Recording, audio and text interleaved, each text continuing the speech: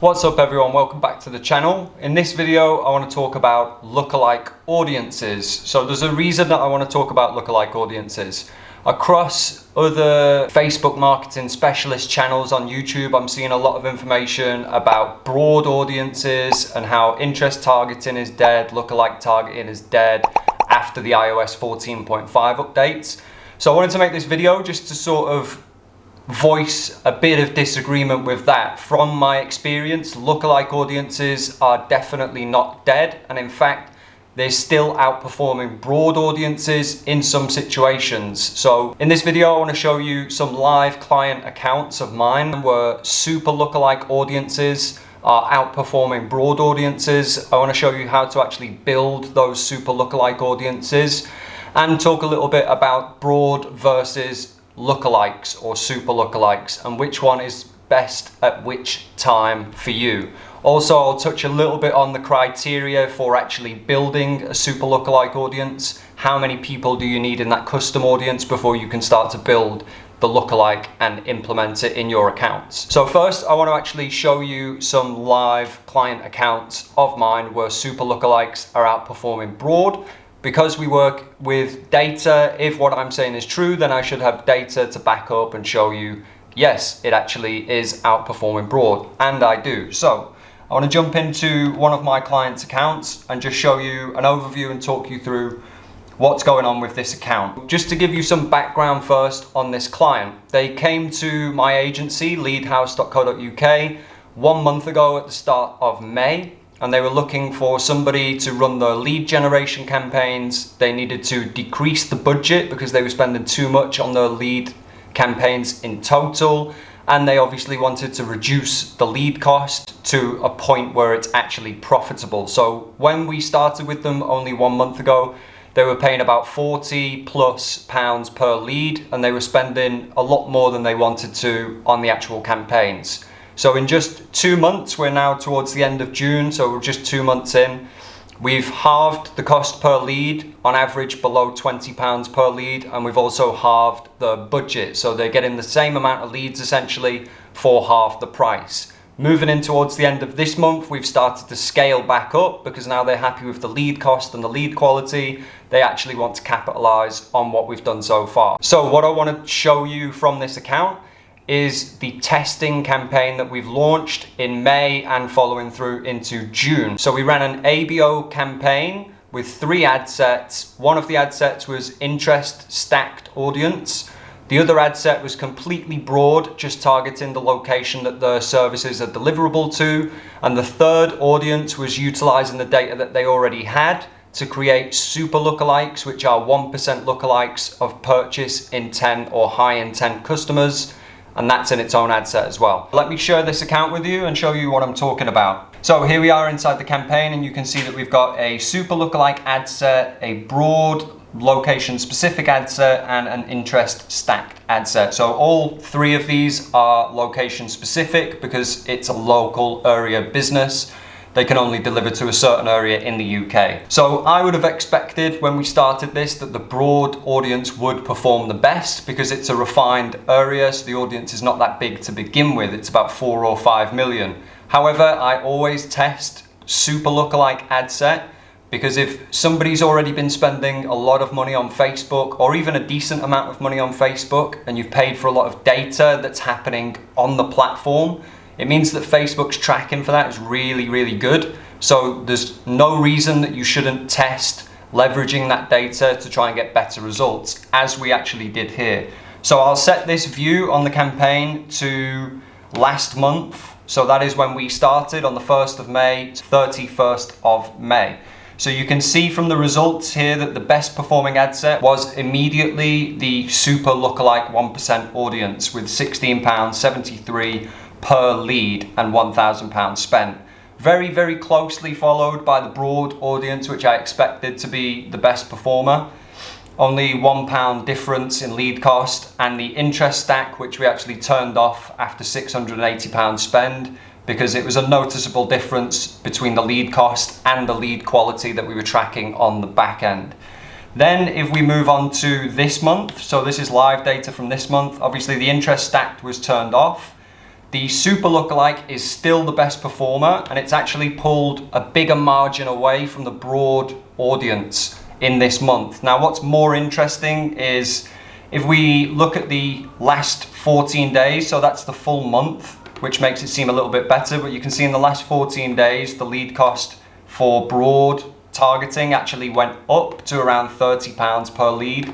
And if we look at the last 7 days, you can see that it actually crept up to £37 per lead. To give you another example, this is a separate client whose account we've been running for about 3 or 4 years now, and all of our top performing ad sets, as you can see if I scroll down here, are lookalike audiences, and also using my technique where we separate out age groups into ad sets. If you want to learn more about that specific technique, I'll leave a link to the video in the description below, or it'll pop up above or somewhere.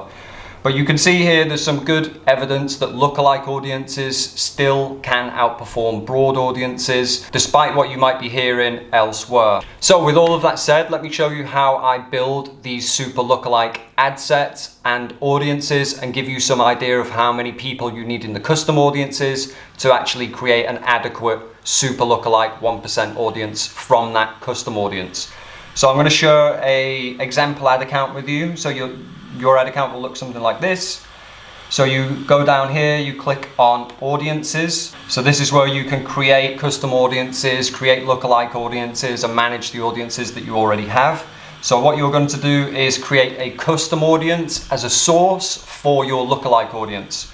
So first thing to note is under here where it says meta sources, any data that you have in meta sources is going to be far more accurate than data here where it says your sources, because essentially meta sources are things that happen on Meta's platform. So after the iOS 14.5 update, anything that happens on Facebook's platform is still almost 100% accurate, because people sign an agreement before they use Facebook to say that they allow them to be tracked on the platform. It's when they leave the platform that the iOS 14.5 updates start to come into the equation and reduce the amount of tracking that's possible.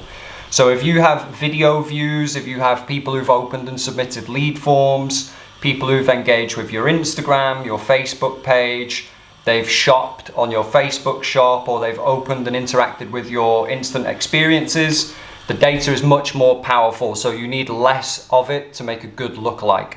So the first thing that I would create a 1% lookalike audience from is lead form. So you click on lead form, you click next. So from here you select anyone who opened this form, accounts who opened but didn't submit the form, and anyone who opened and submitted. So obviously if they opened and submitted, that's going to be your most powerful lookalike.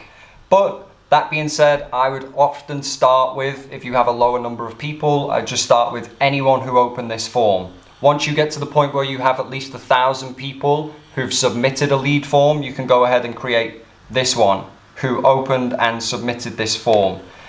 From here, you simply select your page, and then you select your lead form, which will show down here. I don't have any because it's just an example account, or you can click select all. Once you've selected all, you give your audience a name. So this will be opened and submitted 90 days. 90 days is a good retention to have. It gives you a good breadth of data, but it's not super old data. And then you just go ahead and click create audience.